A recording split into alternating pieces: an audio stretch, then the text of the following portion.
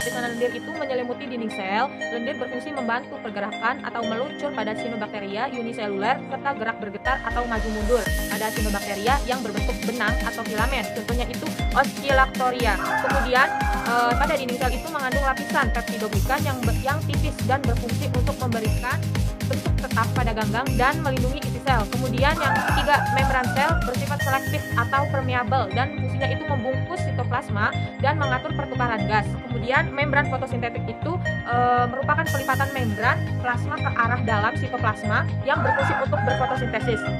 Kemudian mesosom itu merupakan penonjolan membran ke dalam sitoplasma dan berfungsi untuk menghasilkan energi. Kemudian sitoplasma itu merupakan larutan koloid yang tersusun dari air, protein, lemak, gula, mineral, dan enzim. Di dalam sitoplasma itu terdapat ribosom, granula penyimpanan, vakuola gas, protein padat, dan nukleoplasma atau DNA. Kemudian ribosom adalah organel kecil yang berfungsi untuk sintesis protein.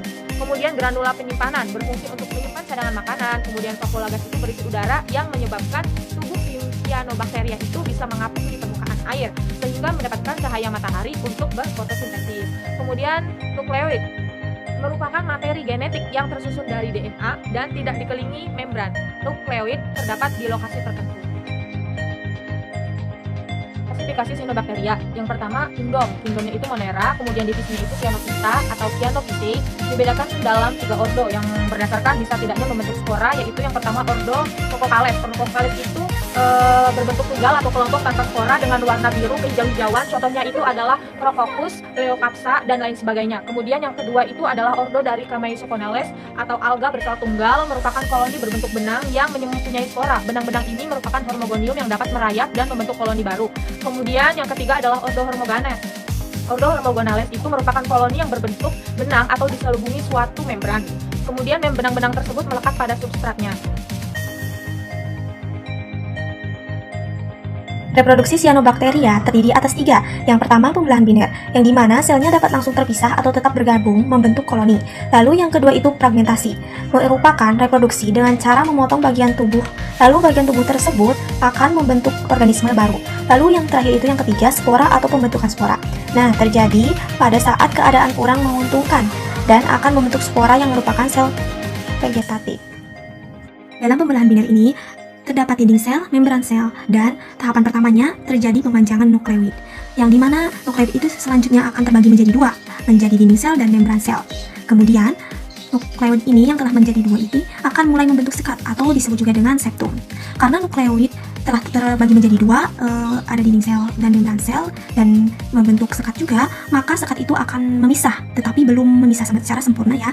Kemudian, setelah sekat terbentuk, belum terpisah, maka terbentuklah 2 anakan sel yang sudah sempurna, yang baru sempurna, yang dimana memiliki membran sel, dinding sel, dan nukleoid yang sama, karena anakan tersebut identik.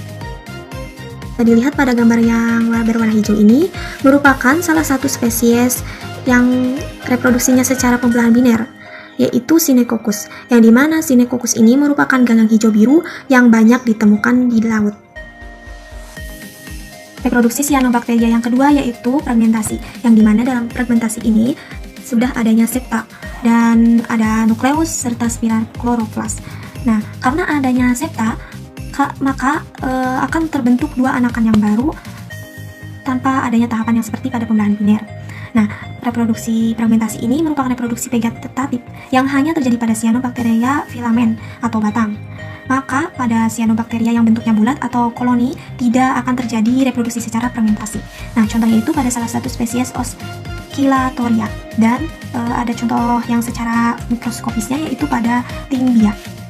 Jadi pada reproduksi spora atau pembentukan spora ini terjadi pada saat lingkungan yang tidak menguntungkan ataupun merugikan pada cyanobacteria tersebut. Nah, contohnya itu ada pada Nostocomunae, yang dimana dapat dilihat akinet adalah bentuk istirahat yang sama yang berfungsi seperti endospora pada kondisi lingkungan yang buruk. Nah, dimana cyanobacteria ini akan membentuk spora atau disebut juga dengan akinet itu.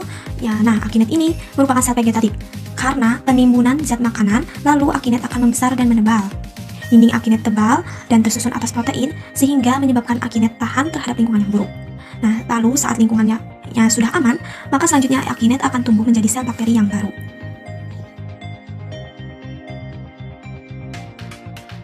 Karena cyanobacteria dalam kehidupan sehari-hari yaitu yang pertama ada pada bidang pangan. Salah satu contohnya itu Artospira maxima dan Artospira platensis yang dimana dapat diolah untuk dijadikan suplemen makanan dan obat langsing. Yang kedua itu pada bidang pertanian. Salah satu contoh spesiesnya yaitu Anabaenaceae yang bersimbiosis dengan akar dan dapat menyuburkan tanah, yang dimana simbiosisnya dilakukan dengan akar pohon pakis saji, contohnya itu ya. Yang lalu yang ketiga itu pada bidang perikanan.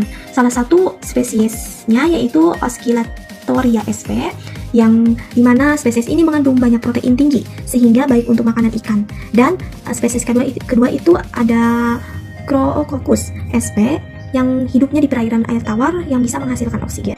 Monostok yang di sawah yang direndam air dapat membantu menyediakan nitrogen yang berguna dalam masa pertumbuhan padi. Yang selanjutnya ada Spirulina yang mempunyai protein tinggi juga dan bisa jadi sumber makanan yang disebut juga protein sel tunggal atau PST dalam uji coba yang disajikan dalam bentuk pil.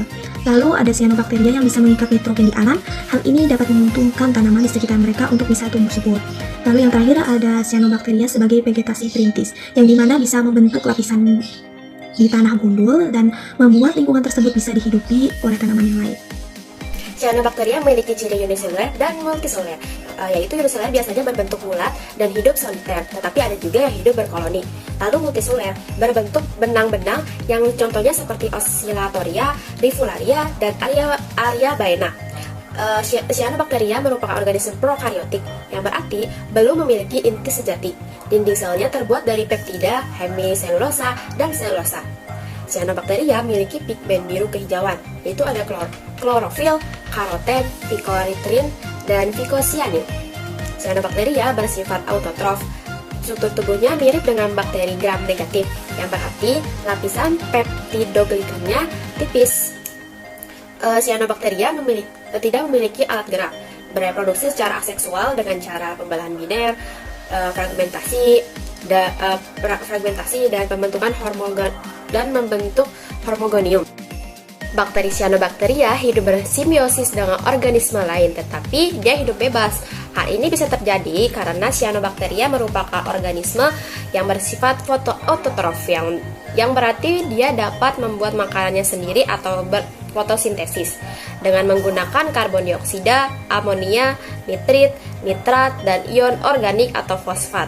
Perlu dicatat nih ya, bahwa cyanobacteria ini mirip dengan alga dengan klorofil A yang berfungsi sebagai sumber elektron dan mereduksi karbon dioksida menjadi karbohidrat. Cyanobacteria hidup bebas dan hidup di berbagai habitat. Ada di air asin, air tawar, sawah, rawa, kolam, dan tanah. Populasi cyanobacteria ini akan tumbuh subur atau berbunga dengan cepat pada waktu-waktu tertentu ketika lingkungannya kaya akan nutrisi.